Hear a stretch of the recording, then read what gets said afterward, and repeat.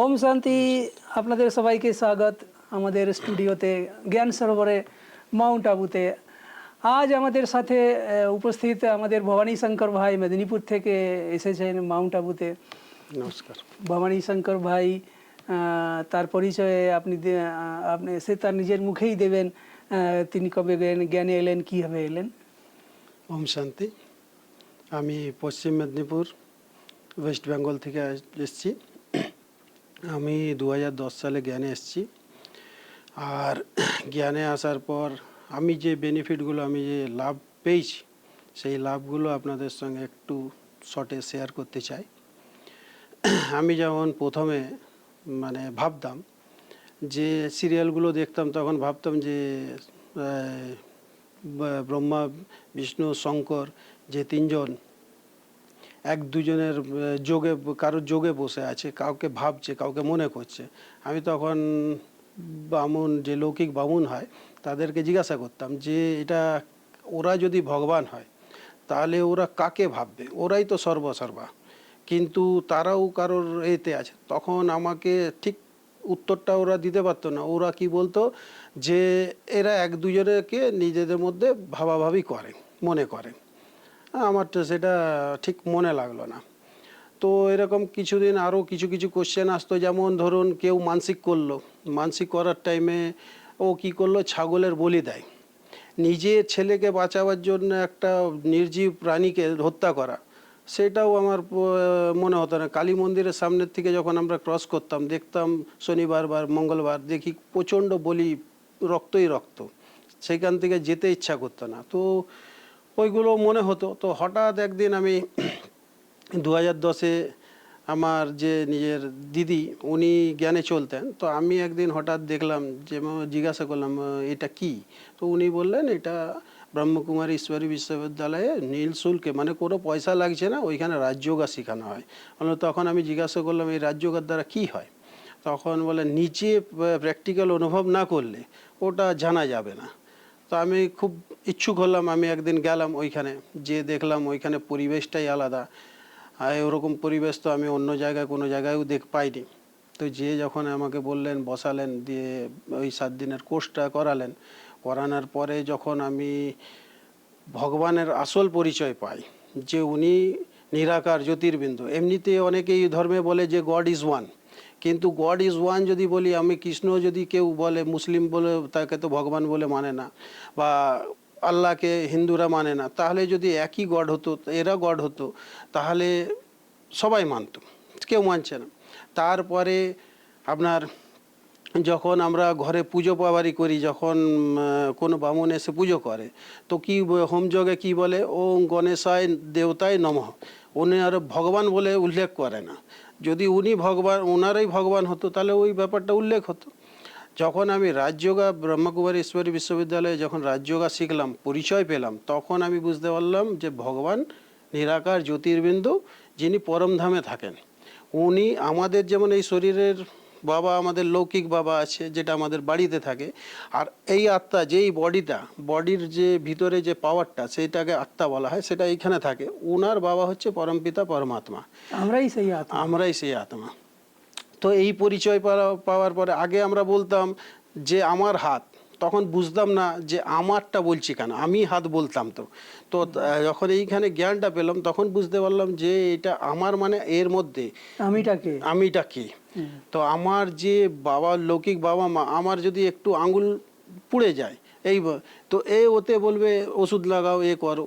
কিন্তু যখনই ওই পাওয়ারটা এখান থেকে বেরিয়ে যায়, যে আত্মাটা বেরিয়ে যায়, তখনই এই শরীরটাকেই ওরা বলবে নিজে দাহ করে দাও, মানে আমি আত্মাটা বেরিয়ে গেলে শরীরটাকে দাও। তো এই পরিচয় তো সব থেকে প্রথম পেলাম। পাওয়ার পরে গড বলে সবার প্রথমে আমাকে যদি স্মরণ করো, আমি তোমার any how any type help করতে রাজি আছি। কিন্তু আমরা কি করি, আমাদের যখনই কোনো সিচুয়েশান আসে, বিপদ আসে, তখন আমরা কোনো দেহধারীকে মনে করি, আরে ওই দাদাকে ডাকো বা ওই উনাকে ডাকো, ওই করি। তাহলে কি হয়, গড হয়ে গেল সেকেন্ড, ফার্স্ট হয়ে গেল ও। তো গড সেইখানে দেখে যে আগে তুমি যাকে যাকে ডাকছো তাকে ডেকে নাও, তুমি আগে বুঝে নাও যে উনি হেল্প করবেন না আমি হেল্প করব। শ্রীকৃষ্ণকেও যখন দ্রৌপদীর যখন চিরহরণ হচ্ছিল তখন শ্রীকৃষ্ণকেও দ্রৌপদী অনেক শেষে ডাকলো, প্রথমে উনার যারা আছে উনাদেরকে ডাকলো। তখন দ্রৌপদী কোশ্চেন করেছিল শ্রীকৃষ্ণকে যে আপনি এতক্ষণ পরে কেন এলেন, আপনাকে তো ভাই হিসাবে আমি ভেবেছিলাম, কেন এলেন? তখন উনি উত্তর দিলেন যে ভাই তুমি আগে সবাইকে ডেকেছো, লাস্টে আমাকে ডেকেছো, আমাকে যখন আমাকে স্মরণ করলে তখন আমি এলাম। তো ভগবানকে প্রথমে স্মরণ করতে হলে আপনার এ নিয়ে, যেমন আমরা লাস্ট এই যে এলাম ভাট্টিতে মধুবনে, আসার টাইমে আমাদের ট্রেন প্রথমে দেখালো রাইট টাইম 11:30, তারপর হঠাৎ দেখাচ্ছে 3:30, তারপর হঠাৎ দেখাচ্ছে 5টা। আমি তখন বাবাকে মনে করলাম, বাবা যাচ্ছি এতদিন পরে আর ট্রেন তুমি এত লেট করলে কি করে হবে, আমাদের তো হ্যারাসমেন্ট হয়ে যাবে। হঠাৎ দেখি ওই আমি তারপর একটু এলাম, এসে বসলাম, বসার পরে দেখলাম আমাদের ভাইরা ফোন করে বলছে আমাকে যে ভাই চলে আসুন, ট্রেনটা 12:30টার সময় ছেড়ে দেবে। আমি তখন বললাম থ্যাংক ইউ বললাম বাবাকে। তো এরকম অনেক অনুভব আছে, যদি আমরা পরমাত্মাকে প্রথম অনুভব করি, কেন সে আমার বাবা। আমরা যেমন মেলাতেও ঘুরতে যাই, কি করি, আমার বাবা যদি আমার হাতটা ধরে থাকে তাহলে আমরা কি মনে করি যে আমি মানে কোনো আমার তখন টেনশন থাকে না, আমরা যদি হারিয়েও যাই সে ধরে রাখছে।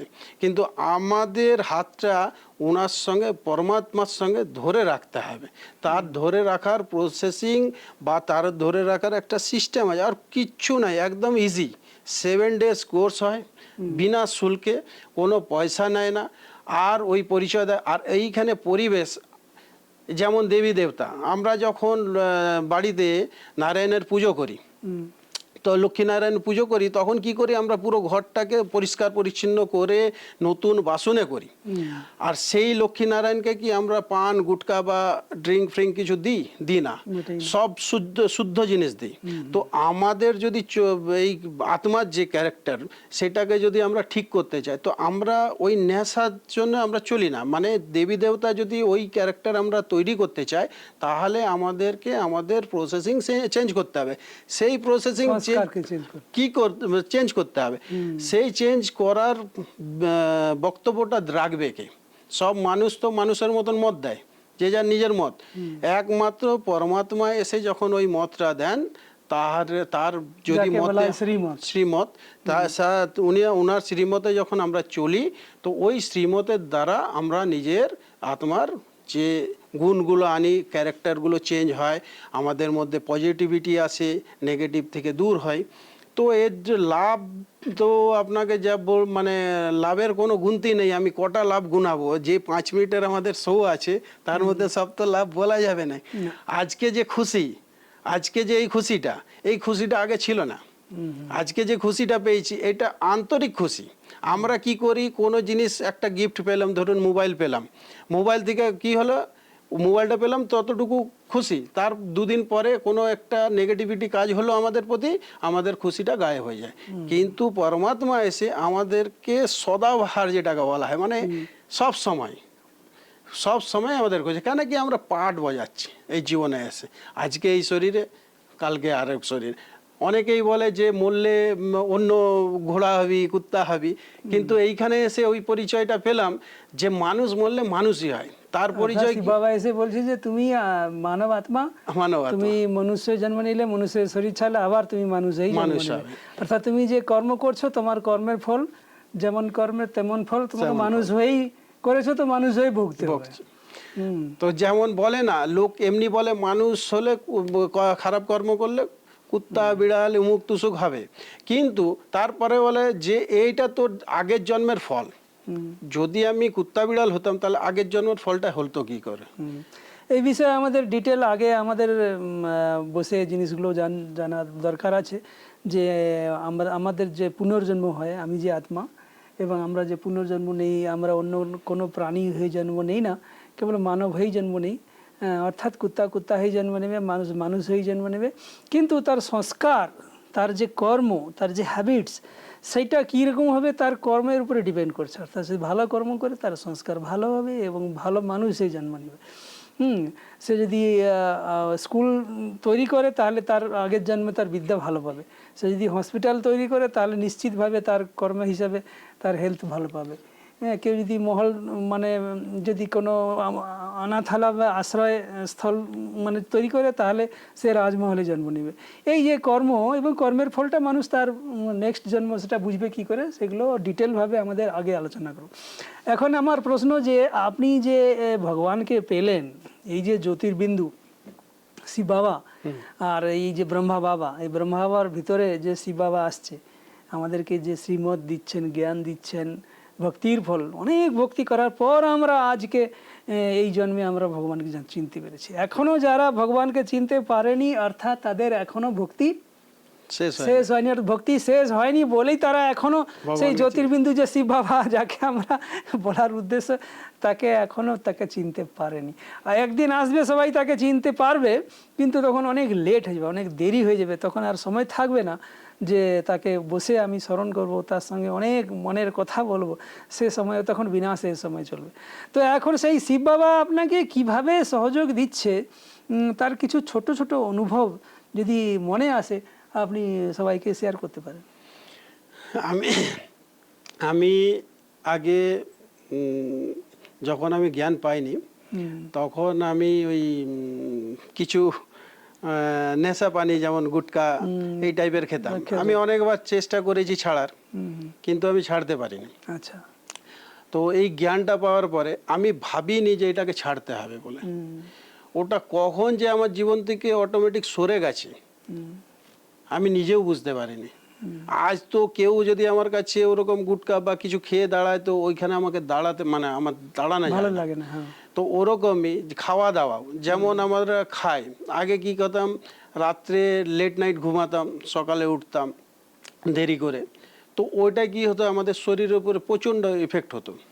তো এইখানে যখন এসছি, এইখানে যেমন বলে যে ব্রহ্ম মুহূর্ত, যেটা হচ্ছে 4টার থেকে সকাল 4:40 পর্যন্ত, সেইখানে উঠে আমরা ভগবানকে ইয়াদ করি। এটা খুব সহজ। অনেকেই ভাবে যে এত সকাল আপনারা উঠেন কি করে, কিন্তু ভগবান অটোমেটিক নিজে এসে আপনার খাট নড়িয়ে দেয়। লোক এখন মানুষকে বললে মানুষ বিশ্বাস করে না। আমি তো জীবনে অনেকবার অনুভব করেছি, অনুভব হয়। আর আপনার যখন বিপদ কোনো আসার আছে, সেই বিপদের আগে আপনাকে অটোমেটিক একটা বুদ্ধিতে ক্লু আসে যে ওইখানে যাও না।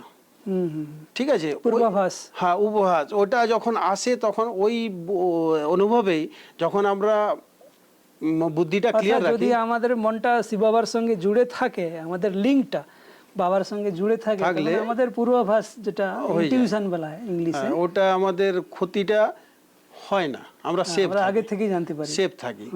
কিন্তু এটার জন্য তো রাজযোগ না যদি আপনি প্র্যাকটিস করেন, এটা প্র্যাকটিস। আর এও নয় যে কি অনেকেই ভাবে যে, আমি তো অনেকেই বলি তখন অনেকেই ভাবে কি যে এই রাজযোগটা করলে আমাদেরকে বসে থাকতে হবে, কাজ কর্ম ছেড়ে দিতে হবে। এটা কিচ্ছু নাই, এটা নর্মাল একটা এত ইজি প্রসেসিং। যেমন ধরুন আপনার ছেলে কোনো জায়গায় গেছে পড়তে, তা আমাদের কাজ করতে থাকি কিন্তু বুদ্ধিটা ওইখানে থাকে। বাস আমাদের সব কর্ম করতে বুদ্ধিটা ওইখানে থাকে। আমাদের মানে কর্ম তো বাবা বলেই কর্মযোগী, কর্ম তো করতেই হবে। যোগা কর্মেষু কৌশলম, এটা বলে কর্ম আমাদের করে যেতেই হবে, কিন্তু যোগ যদি পরমাত্মার সঙ্গে থাকে তাহলে সেই কর্মটা আমাদের কুশলতাপূর্বক হবে, তার কর্মের শ্রেষ্ঠ ফল পাবো। আমি একটা ছোট্ট অনুভব বলছি। আমার পেটে একবার আলসার হয়েছিল, অনেক দিন ধরে ডাক্তার মেডিসিন খেয়ে ঠিক হয়নি, দুবার আমরা অনেক চেকিং এটা ওটা অনেক মেডিসিন 7 মাস ধরে। তো আমার ঘুম আসতো না, কিছু খেলে পেটে খুব যন্ত্রণা হতো, ঘুম আসতো না। রাত্রে বসে আমি মনে মনে ভাবি যে আমি তাহলে ঘুম আসছে না, তখন বসে আমি শিব বাবাকে স্মরণ করি। একদিন আমি আমার রুমে বসে স্মরণ করছি, রাত্রে যখন ঘুম আসবে তখন শুয়ে পড়বো। রাত্রি 11টা বেজে গেছে, আমার সামনে এসে শিব বাবা আর ব্রহ্মা বাবা দুজনেই আমার সামনে এসে দাঁড়িয়ে গেছে, আমি চোখ দিয়ে দেখছি। এটা আমার ছোট্ট একটা অনুভব শোনাচ্ছি সবাইকে। হ্যাঁ, যে আমি ভাবছি আরে আমি কি ঘুমিয়ে আছি, স্বপ্ন দেখছি নাকি? আমি লেফট রাইটে দেখে বলি না, আমি তো বসে আছি, আমার সামনে ব্রহ্মা বাবা, আমি যে পিকচার দেখছি ব্রহ্মা বাবা দাঁড়িয়ে আমার। তারপরে শুধু তাই না, বাবা আরও একটু এগিয়ে এসে আমাকে একদম জড়িয়ে ধরে এত ভালোবাসা দিল যে আমি শরীর থেকে আউট হয়ে গেলাম, শরীর থেকে বেরিয়ে সেই পরমধামে নিরাকার অবস্থায় আত্মিক স্থিতিতে স্থিত হয়ে গেলাম। তারপর থেকে আমার পেটের যন্ত্রণা ব্যথা ট্যাথা সব শেষ সেই দিন থেকে। তো এই যে একটা জাদু, এইরকম ছোট ছোট অনেক অনুভব আমার জীবনে ঘটেছে, যেগুলো আমি পরমাত্মার সঙ্গে যে আমাদের যে যোগ আছে এর দ্বারা প্রমাণিত হয়ে অনেকবার আমি এইভাবে অনুভব করেছি, এই পরমধামে গিয়েছি। সেসব অনেক কাহিনী আমার ইউটিউবে আপনি কেউ যদি দেখতে চান তাহলে এইরকম ধরনের কোনো অনুভব যদি ছোটোখাটো অনুভব থাকে যেগুলোকে মানুষ শুনতে চায়, কারণ মানুষ চায় যে ওখানে গিয়ে শিব বাবা করে কি লাভ, তোমরা কি লাভ পেয়েছো। তো লাভের তো কোনো সীমা নেই, মানসিক, শারীরিক, পারিবারিক, সামাজিক, অর্থনৈতিক থেকে আরম্ভ করে। আমি একটা কথা বলতে চাই, ধরুন এইখানে একটা আম পড়ে আছে, ওই আমটাকে যদি আমি বলি দেখুন এই আমটা বিশাল মিষ্টি, খুব ভালো খেতে, খুব টেস্ট, আপনি ওটার না খেলে টেস্টটা অনুভব হবে না। ওটাও যদি অনুভব করতে হয় আপনাকে ওটাকে খেতে হবে, ঠিক আছে। অনেক জায়গায় যেমন যায় অনেকেই অনেক কিছু করতে যায়, অনেক সংস্থা আছে, তো সেই সংস্থাগুলো গেলে কি হয় ওইগুলো কান রস পাওয়া যায়, কিন্তু এটা হচ্ছে পড়া, এটা হচ্ছে এডুকেশন, এইটা হচ্ছে একটা ইউনিভার্সিটি, মানে এইখানে আপনি আপনার জীবনকে কিভাবে চালাবেন। সুপ্রিম টিচার শিব বাবা এসে আমাদের পড়াচ্ছেন, না পড়ালে আমরা শিখবো কি? ওটা তো পারা সম্ভবই না। উনি ডেইলি একটা মুরলি আমাদের গীতা জ্ঞান যেটাকে বলা হয়, ও ডেইলি আমাদের চলে, ওটা 7টার থেকে ক্লাস হয়, ওটার মধ্যে শ্রীমত পাওয়া যায়। অর্থাৎ ভগবান যে আমাদের সুপ্রিম ফাদার, সুপ্রিম মাদার, তিনি এসে সুপ্রিম টিচার হয়ে আমাদেরকে সব শেখাচ্ছে, সব টিচার, সেই জন্য এটাকে বিদ্যালয় বলা হয়। অনেকেই বলেন যে আপনারা বলেন যে নিরাকার শিব, উনি পড়ান কি করে, অনেক কোশ্চেন। কিন্তু যেমন ব্রহ্মা বাবাকে যিনি আমাদেরকে দেখানো হয়, ইনি ব্রহ্মা বাবা যিনি আছেন, উনাকে অনেকেই ভাবে যে গুরু, কিন্তু উনি গুরু নন। অ্যাকচুয়ালি যেমন একটা বাইক আর তার তেল, পেট্রোল, ধরুন পেট্রোল ছাড়া বাইক চলবে না, আর বাইক ছাড়া পেট্রোল কোনো কাজের নেই। তো ওরকমই শিব বাবা যে নিরাকার, ওনাকে তো একটা আধার দরকার, একটা লাইট বলবে কি করে, যেমন এটা আমার মুখটা হচ্ছে বক্স, কানটা হচ্ছে মাইক্রোফোন, তো এইগুলো হচ্ছে আমাদের মানে বলার এক্সপ্রেশন, মানে চোখ দিয়ে আমরা দেখি, মুখ দিয়ে বলি, কান দিয়ে শুনি, আমি আত্মা। তো উনিও শিব বাবাও ঠিক সেরকম ব্রহ্মার শরীরের মধ্যে বসে, ব্রহ্মা শরীরটা হলো রথ, যাকে আমরা বলি ভাগীরথ, ওনার মুখ দ্বারাই উনি জ্ঞান দেয়। যেমন শিব মন্দিরেও দেখানো যায় ওই একটা ষাঁড় বসে না, কিন্তু ষাঁড়ের কথা, ষাঁড় যে মা চিল্লায়, ওনার ভাষা কি আমরা বুঝতে পারি না, কিন্তু কি একটা ষাঁড় হিসাবে বসে দেয়। উনি ষাঁড় নয়, উনি মানুষের তনেই আসেন, ওইখান থেকে এটা ভক্তি মার্গে ব্রহ্মার জায়গায় একটা নন্দীকে দেখানো বসিয়ে দিয়েছে। তো ওইগুলোর পরিচয়, আগে তো আমরা ভগবানেরই পরিচয় জানতাম না, যে অ্যাকচুয়ালি ভগবানটা কে, কোথায় থাকে। তো আমরা আমাদের জীবনে অনেক ঈশ্বরকে পেয়ে আমরা অনেক অনুভব করেছি, আর সেই অনুভব দ্বারা মানুষ সবাইকে আমরা রাস্তা দেখাতে চাই। আজ সমাজে, দুনিয়াতে এত সমস্যা, তার একটাই রাস্তা, সমাধানের একটাই রাস্তা, নিজেকে আত্মা ভাবো, পরমাত্মার সন্তান ভেবে পরমাত্মাকে স্মরণ করলে তোমার মধ্যে যা কিছু নকারাত্মকতা আছে, পাপ আছে, সব বিনাশ হয়ে যাবে। সেই জন্য শিবকে বলা হয় পাপ কাটে। আমি একটা আরো ছোট্ট কথা বলতে চাই। অনেকেই বলে, যেমন আমিও আগে ভাবতাম যে আমি তো ওই লোকটাকে মুখে করে কিছু বলি না, তো সেই লোকটা আমার সঙ্গে কেন ঝগড়া করতে থাকে। এই জ্ঞানে এসে যে শিক্ষাটা পেলাম, শিব বাবা পরমাত্মা আমাকে যে জ্ঞানটা দিলেন, যে আমাদের যে ভাইব্রেশন, আমাদের মুখের ভাষার থেকে আমাদের ভাইব্রেশন না বলেও যে আমাদের মনের তরঙ্গ, হ্যাঁ, ওটা এনার্জি টু এনার্জি কানেক্ট হয়। তো কানেক্ট হওয়ার জন্য আমি ওর প্রতি নেগেটিভ যখনই চিন্তা করি, তখনই ও আমার উপরে রিয়াকশন হয়। কেন, এই পৃথিবীর একটা নিয়ম, আপনি উপরে যদি কিছু ফেলেন, ও খুব স্পিডে আসে, ডবল স্পিডে। এই কারণে কি হয়, আমরা যখনই ভাইব্রেশন দিই, ওটা ভাইব্রেশন আমাদের ডবল আসে, মানে ভাইব্রেশনেও আসে আর ফিজিক্যালও চলে আসে। তো এইগুলো আমাদের শিক্ষা। এই শিক্ষা আমি সবাইকেই আগ্রহ করব যে এই শিক্ষা আপনারা আসুন, নিন, কোনো এতে পয়সা লাগে না, কিছু লাগে না, আর একবার কমসে কম এই শিক্ষাটা নিয়ে দেখুন যে এর বেনিফিটটা কি। ঠিক আছে, আজকে এখানেই আমরা শেষ করছি, আবার আমরা দেখা হবে। ওম শান্তি।